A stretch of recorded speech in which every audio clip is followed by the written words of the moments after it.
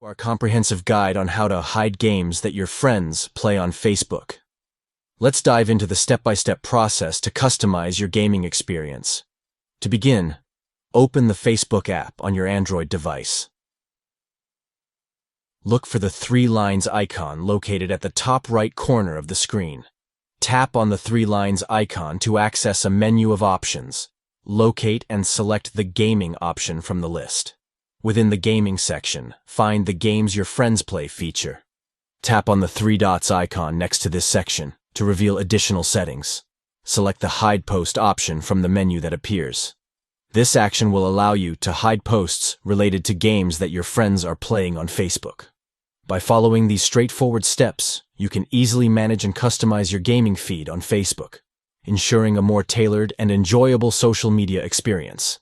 Stay tuned for more helpful tips and tricks to optimize your Facebook usage. Thank you for watching, and don't forget to like and subscribe for future content.